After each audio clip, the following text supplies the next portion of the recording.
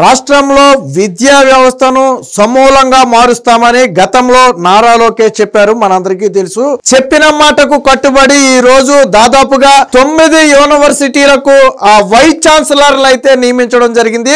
ఎటువంటి రాజకీయాలకు సంబంధం లేకుండా కేవలం అర్హతను బేస్ చేసుకుని ఈ 9 యూనివర్సిటీలకు అయితే వైస్ ఛాన్సలర్లను నియమించారు. అంటే దీని ద్వారా ఒక సందేశాన్ని అయితే ఇచ్చారు. ఎట్టి పరిస్థితుల్లో విద్యా వ్యవస్థలో రాజకీయాల జోక్యాన్ని సహించబోము అనేది ఒక స్పష్టంగా లోకేష్ గారు ఇచ్చిన సందేశం. గతంలో కూడా అనేక సందర్భాల్లో విద్యా వ్యవస్థల్లో ఎటువంటి రాజకీయ ప్రసంగాలు కానివ్వండి, రాజకీయ నేతల విగ్రహాలు కానివ్వండి ఉండకూడదని చెప్పి గతంలో నారా లోకేష్ గారు కూడా చెప్పిన పరిస్థితి. కేవలం విద్యా వ్యవస్థను విద్యా వ్యవస్థలాగానే చూడాలి తప్ప అక్కడ రాజకీయాలు లేపి వాళ్ళను డిస్టర్బ్ చేయకూడదు అనేది నారా లోకేష్ ప్రధాన ఉద్దేశం.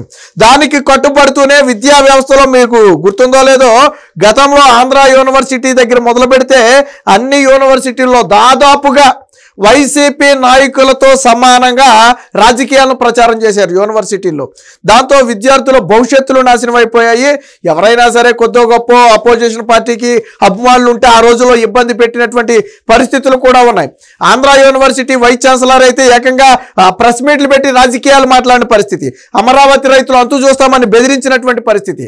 ఆయన పోస్ట్ ఏమో యూనివర్సిటీ వైస్ ఛాన్సలర్ పోస్టు, కానీ ఆయన మాట్లాడే మాటలు మాత్రం రాజకీయాలు.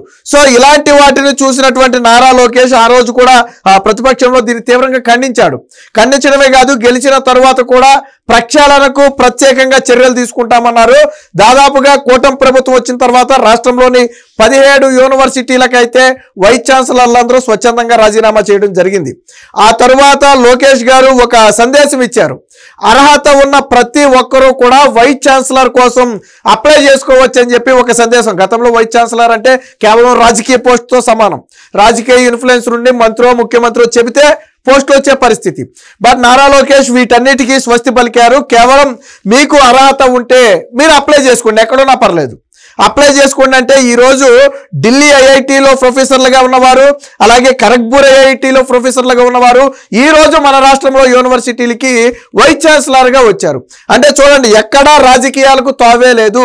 ఇందులో ఎటువంటి రాజకీయ సంబంధాలు ఉన్న పోస్టు లేదు. దీనితో పాటు సామాజిక న్యాయానికి కూడా పెద్దపీట వేశారు. రాష్ట్ర చరిత్రలోనే ఎరుకల కులానికి చెందినటువంటి ఒక మహిళను ఆదికవి నన్నయ్య యూనివర్సిటీకి వైస్ ఛాన్సలర్గా నియమించారు. ఇప్పటి వరకు ఆంధ్రప్రదేశ్ చరిత్రలోనే ఆ క్యాస్ట్ నుంచి ఎవరు వైస్ ఛాన్సలర్ కాల.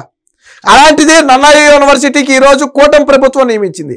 అంటే ఇటు విద్యతో పాటు సామాజిక న్యాయాన్ని కూడా పరిగణలోకి తీసుకుని ఈరోజు వీసీ పోస్టులు అయితే ఇవ్వడం జరిగింది.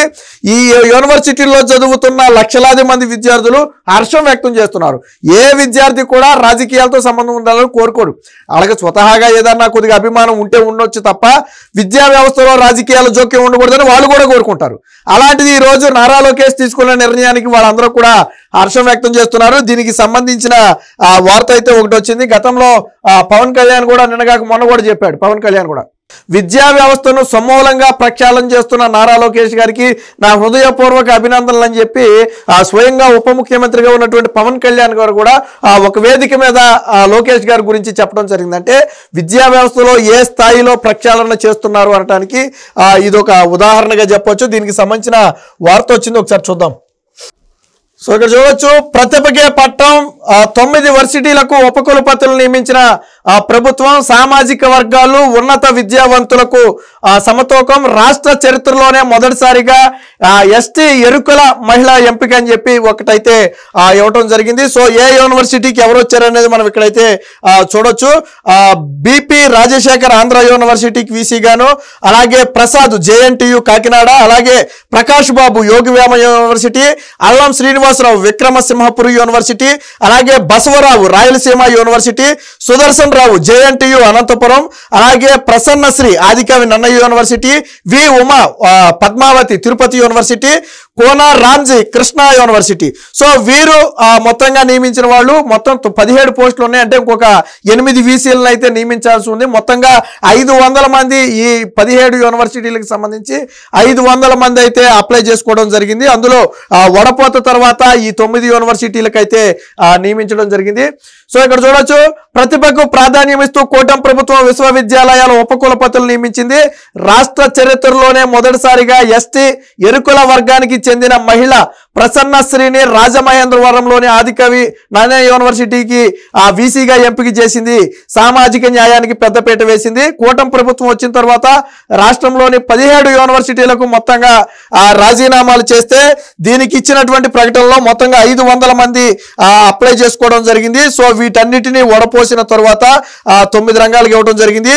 నియమించిన వారిలో 4 ఇంజనీరింగ్ బ్యాక్గ్రౌండ్ ఉన్న వాళ్ళు కాగా 3 సైన్స్, 2 సోషల్ సైన్స్ విభాగాల్లో ఆచార్యులుగాను నిపుణులుగాను అయితే ఉన్నారు.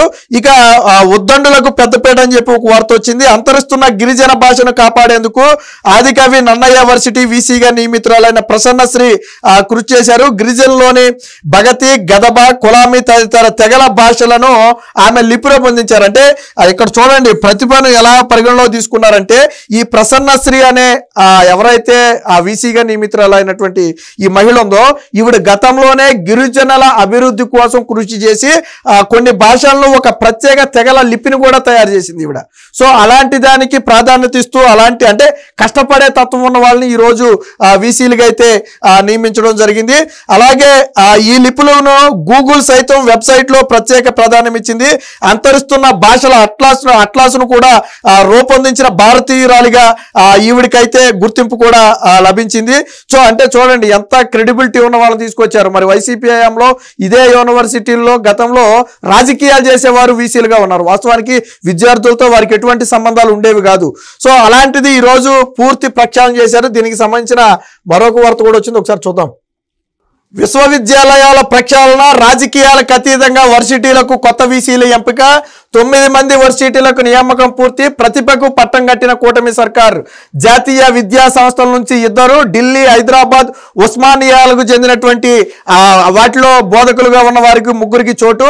నియామకాల్లో సామాజిక సమతుల్యం, సుదీర్ఘ కసరత్తు చేసిన మంత్రి లోకేష్ అని చెప్పి ఒక వార్త అయితే రాయడం జరిగింది. జగన్ ప్రభుత్వంలో రాజకీయ కేంద్రాలుగా మారిన విశ్వవిద్యాలయాలను గాడిన పెట్టేలా కూటమి ప్రభుత్వం చర్యలు ప్రారంభించింది. యూనివర్సిటీలకు కీలకమైన వైస్ ఛాన్సలర్ నియామకంలో రాజకీయాలకు తావు లేకుండా ప్రతిభకు ప్రాధాన్యం ఇచ్చింది. రాష్ట్రంలోని 9 యూనివర్సిటీలకు వీసీలను నియమిస్తూ గవర్నర్ అబ్దుల్ నజీర్ మంగళవారం నోటిఫికేషన్ జారీ చేశారు. వారిలో 2 జాతీయ విద్యా సంస్థల్లో ప్రొఫెసర్లుగా ఉండగా ఢిల్లీ, హైదరాబాద్, ఉస్మానియా యూనివర్సిటీల నుంచి ఒక్కొక్కరి చొప్పున నియమితులయ్యారు. సామాజిక సమతుల్యం పాటిస్తూ 9 మందిలో 3 బీసీలు, 1 ఎస్సీ, 1 ఎస్టీకి ప్రభుత్వం అవకాశం కల్పించింది. 2 కమ్మ, 1 కాపు, 1 బ్రాహ్మణ సామాజిక వర్గానికి చెందిన వారు ఉన్నారు.